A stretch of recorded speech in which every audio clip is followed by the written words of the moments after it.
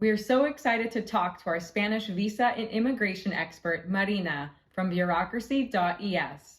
A few months ago, we chatted with her about the non-lucrative visa, the one that we're on, and she answered all of our questions and all your questions about that visa. Today, we're excited to talk with Marina about the Digital Nomad Visa, the visa that allows you to work remotely, the visa that has a totally different set of requirements than the ones that we're on, and the visa that we're all going to learn about right now with our expert, Marina. I'm Lainey. And I'm Shawn. And this is Days We Spend learning about visas. Hi, Marina. It's nice to see you again. Thank you for inviting me again. Can you tell us a little bit about yourself and Bureaucracy.es? So this is Marina Nestrosa from Bureaucracy.es. I'm an immigration expert. We help you to achieve your dream goal, which is moving to Spain. We have plenty of experience. We have been doing this since the beginning, so it's been already a year. And yes, we are going to be happy to navigate with you the Spanish bureaucracy, which we know sometimes can be challenging, but yeah, that's why we're here. Marina, can you tell us a little about Spain's new Digital Nomad Visa? 1 year ago, we started doing applications directly at the Unidad de Grandes Empresas, which is the entity in Madrid that handles this type of application. And later on, we start doing the application directly at the consulate. But yes, our main focus is doing the applications directly in Spain, and the visa can be granted up to 3 years. So you are going to be a resident, and this residency counts towards permanent residency after 5 years living in Spain. Who is the Digital Nomad Visa for? Like, who's the primary candidate for a Digital Nomad Visa? Basically, if you are owner of a company, self-employed, or independent contractor, this visa is for you, because you are going to pay in your own taxes, and you are going to be able to move to Spain and have access to, yes, to the public health care in Spain as well, and to work remotely. Let's just dive right into what it takes to qualify. So what are the minimum requirements to qualify for the Digital Nomad Visa? The famous question. Everyone wants to know the requirements, because on internet you can find a lot of confusing information. But yes, these are the requirements if you are planning to apply within Spain. Basically, you need to come to Spain as a tourist, and you need to enter directly in Spain. If you make a stop in Germany, in Greece, for example, you get a stamp in that country, and you don't get the entry stamp in Spain. So please fly directly to Spain. So we need the contract, independent contract agreement with your client, a company authorization. So your client must authorize you to work remotely from Spain, 100%. Also, we need the company registration from your client, not your company, for example. So if your client is based in Delaware, we need the company registration / good standing certificate with apostille. As well, we need the last 3 months of bank statements with the last 3 months of invoices. We need to see that, yes, you truly make the money. As well, we need your resume in English and Spanish as well, 3 years of experience or a diploma with apostille. And we need your background check with apostille again, which is something mandatory always. These are the main documents that we need to gather. So it's going to be company documents and also personal ones. And then when people work with you, they'll see all that in the dashboard, and they can kind of work their way through. Yes, that's right. Also, we are going to send a welcome email with all the samples, the 3 years of experience, the authorization letter, and etc. in both languages. That's something that we really struggled with during our visa, was how do we get the correct type of bank letter or the correct type of personal statement? And if you can show to your employer, like, hey, I need something to look like this, then it's so much easier to duplicate something that you know is going to work than make it from scratch. So what is the minimum income requirement to qualify for the Digital Nomad Visa? The government just update and increase the minimum wage in Spain, which is going to affect directly to the Digital Nomad Visa financial criteria. Yesterday, the minimum required was 2,500 euros for one applicant, and today is 2,650 euros. So for the main applicant, this is also gonna affect the rest of the dependents of the family. So for a family of 2, we need to show that you have a monthly income for the last 3 months of 3,638 euros. Imagine that you're a family of 3 members, so you need to show almost 4,000 euros per month. And for a family of 4, you need to show 4,300 euros. If you are coming with your family, with your spouse, we need the marriage certificate with apostille. If you are coming with kids, the birth certificates of the kids with apostille. Is it common for families to have both spouses working, and does that make the visa more complicated? In this case, usually one of them is the main applicant, because this is important. You cannot combine the income. So imagine that yes, both of you are gonna apply, and you make 1,000, and the other applicant makes 2,000, 2,500, and you consider, okay, let's combine it, and we can apply as a couple. No, it's not possible. Only one of you can make this income. Yeah, that's really important to know. If you thought, well, together we make 4,000, but it's 2 and 2, you'd both be under the limit. So I know it's different than the non-lucrative visa. What about the income requirements? Are these net or are they after tax? It's gross. It's before taxes. oh, cool. So, yeah, it's very interesting because basically you're going to pay your own taxes. Always I'm talking about the self-employed perspective. So where you pay your own taxes. Yeah. Can you combine the income from a bunch of different clients to qualify? Yes. So this is a very interesting question, because basically you are gonna, for the authorities in Spain, you're gonna be self-employed. If you have 1, 2, 3 clients, it's up to you. It's okay. So of course you need to make the minimum required in regarding financial means. And if you have 2 clients, you need to prove all the documents that we already mentioned for the 2 clients. So it's extra work, yes, but it's worth it because you want to move to Spain. So just get one really big client. Got it. Yeah. Does passive income or rental income qualify as part of the minimum requirements? This question is very interesting and it's quite tricky. So I will say yes, but let's try to just use it as a plan B. We always check and see if the client qualifies with the lucrative activity that they do. If they don't do it, because imagine that you have a partner and 2 kids and you almost achieve the minimum requested. So yes, we are going to include savings and passive income, such a pension or a rental agreement in place. But it's going to be like a plan B.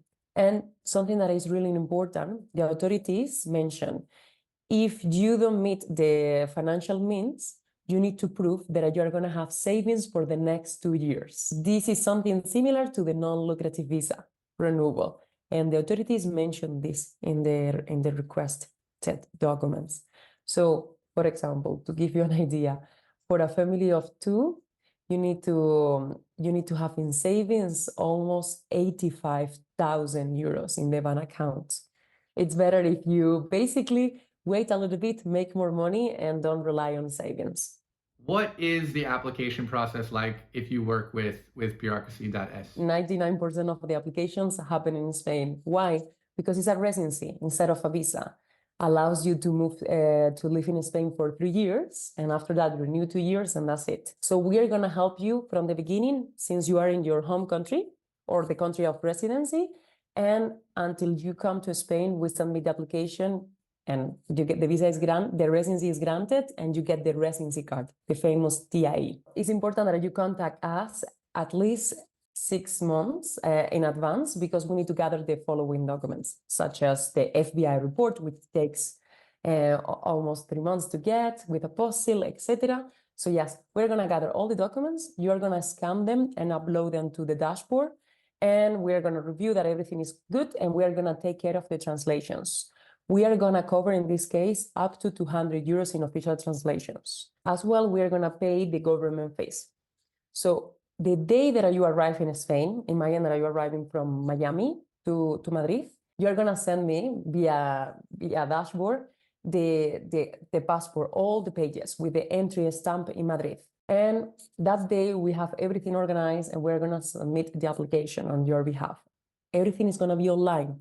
We don't need to see you in person, because you don't need to go to any in-person meeting, which is fantastic. So you know how stressful it can be to go in person to the to this yes, to the staff of the consulate or the immigration office and dealing with the Spanish language. It's not that simple. That's a huge difference from the non-lucrative visa, that you can actually just come to Spain and then you're here enjoying it while your application is going through. That would be way better. Yeah, you're not like waiting and nervous Yeah. in the US. You're waiting and nervous here where you're still enjoying life. It's also interesting that all the time it takes to apply for those FBI background checks and all the apostilles, those things were, in our experience, took the longest to get in the US. And the fact that once you have that, you can immediately jump into the rest of the process here in Spain is just really feels like it speeds up your timeline to live here. Yes, that's right. You come here, we submit the application, and we have 20 business days to hear back from the authorities. Sometimes we hear back earlier. Sometimes we do the last day, the 20 business days, and they request extra documents. No problem, it's included in the service. So we have a window of 10 calendar days to gather the extra documents and submit the new documents. And yes, we need to wait to see if the residency is granted. When the residency is granted, we are gonna send you a letter with the approval letter, and it's time to find your accommodation for the next 6 months, at least in Spain, and to do the application for the TIE, the residency card in Spain. It's gonna be the same process as you did, but yeah, the last state is the same. So let's say I've received my Digital Nomad Visa. How long is it good for, and what can I expect in terms of the timeline for renewals? Imagine that, yes, that your Digital Nomad Visa is granted within Spain, so it's a residency. It's going to be granted for the next 3 years. So this is good. But something that is really important to consider is the length of the residency is going to be determined by the length of the contract with your clients. If you work with a client only for 18 months, the visa is going to be granted for 18 months. I would like to mention something. Imagine that you're from the UK, and yes, you get the famous A1 form. It's a certificate that allows you to keep paying your taxes in the UK while you move to Spain with a private health insurance. Basically, it's because the Social Security agreement between Spain and the UK is effective, something that doesn't happen in the US. So the length of the residency is gonna be determined by the expiration date of the A1 form. So usually it's 2 years. So the visa is granted for 2 years. So what would happen if you get fired? If you are self-employed, nothing. It's okay. The government is gonna ask you for the taxes, nobody else. So you need to find another client or clients that and you keep making the same minimum requested per month. So yeah, basically doesn't matter the name of the clients. So the most important is to get paid and to pay your autonomous fee and every 3 months paying taxes. Do you need to purchase your own private health insurance for this visa? In most of the cases, no.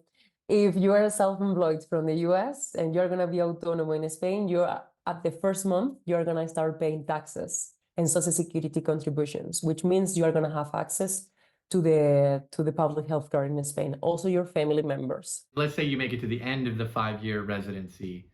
Are you then capable of staying in Spain longer? Is it a path to citizenship? What happens after 5 years?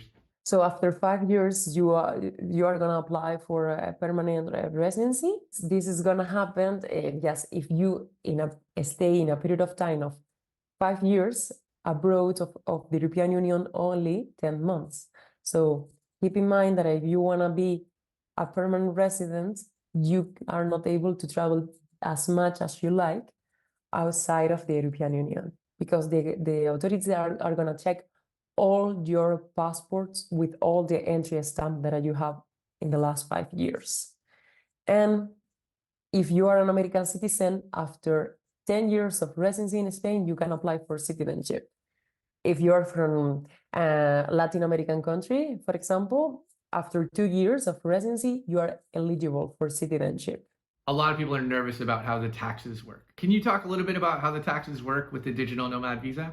As always, I say, I'm not the tax expert. I always advise to contact the tax advisor. Having a good tax advice is not for free. So it's better to invest on that. It's not that simple as it look. I'm gonna give the biggest example. So you are from the US and you want to come to Spain on the Digital Nomad Visa, and yes, you are an independent contractor because as an employee, the companies do open a branch in Spain, paying your salary, etc. And most of the companies do want to open a branch in Spain because it's a lot of paperwork and taxes. You are gonna pay taxes as anyone from Spain because you're going to be autonomous and you don't get any tax benefit. What is that we read about, that like flat 24% tax? Yeah, but not always apply. I will say yes in a few cases.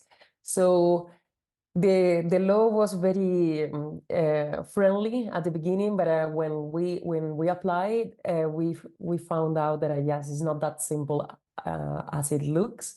So yeah, I would suggest to contact a tax advisor to check your situation before deciding to come to Spain. It's better to know the truth before before coming to Spain than having ugly surprises in the future. It's so complicated. There's so many different paths this visa can take and what the requirements are just depending on your personal need. Yes, and something that I wanna say, not always the Social Security bilateral agreement is effective. In the US, it's not effective. Exists, it's not effective. In Canada, it's only effective in some provinces, and they are not the most popular ones. They are not British Columbia or Ontario. So it's not that simple. What is the most common reason for a problem with the application? And yes, the most common challenges that we find along the way is the company registration with apostille. So, you have a client and the client is from British Islands. So it's not that popular country. So you need to get the company registration from your client in the British Islands plus an apostille. And the apostille must be done to the original document, not a notary. You cannot get a notarized the documents and later get the apostille. So yeah, it's a very strict process. The other one is about transparency. So sometimes clients mention, yes, I make this amount, etc., but they are not that clear with the financial means. We ask that transparency at the beginning because we are going to check the financial means. And if you don't meet the requirements, we cannot even submit it. Something that is very, very important. I know that you are in a hurry to move to Spain, but if you don't have the documents, don't come. We are not even able to submit the application. So we are proud to say that near 100% of the applications are approved. So we are not going to submit an application with an apostille just because you are in a hurry, because your 90 days tourist visa is almost over. We are not going to do it. Prepare and plan your trip before submitting the visa. So what should someone do if they're interested in finding out if the Digital Nomad Visa is right for them? What's the first step? Okay, the first step will be to go directly to Bureaucracy.es and fill out the Digital Nomad Visa fast track and to see if they are eligible. If they are eligible, they can plan and book an appointment with us. We know that our agenda is quite busy, which is good news. So we have many happy clients living in Spain already. If you don't find a slot that fit your needs, just contact us and maybe we can make some room for you. The Digital Nomad Fast Track is going to help us to understand your situation and to see if you are eligible. Thank you so much, Marina, for spending your day with us and helping answer all these questions about the Digital Nomad Visa. We've learned so much about this super complicated process, and we hope that our viewers have learned something too. Well, thank you so much for having me again. So it's a pleasure always share my knowledge with you. And I hope that this video is helpful for all those people that they are planning to move to Spain, but they don't know how to start with. Applying for any visa is a confusing and lengthy process, so going with professionals is always a good idea. If you click the link in the description below, you can get 10% off the professional visa and residency services over at Bureaucracy.es. They're amazing and will help get the process started without all the hassle and confusion of doing it by yourself. And that way you can get started with your move to Spain today. Today! Thank you so much for spending your day with us. I'm Lainey. And I'm Shawn. And don't forget to subscribe to our channel if you want more information on moving to Spain, the Camino de Santiago, and weird adventures, because that's what we do. Now go forth and join us in Spain. Yeah. Get over here.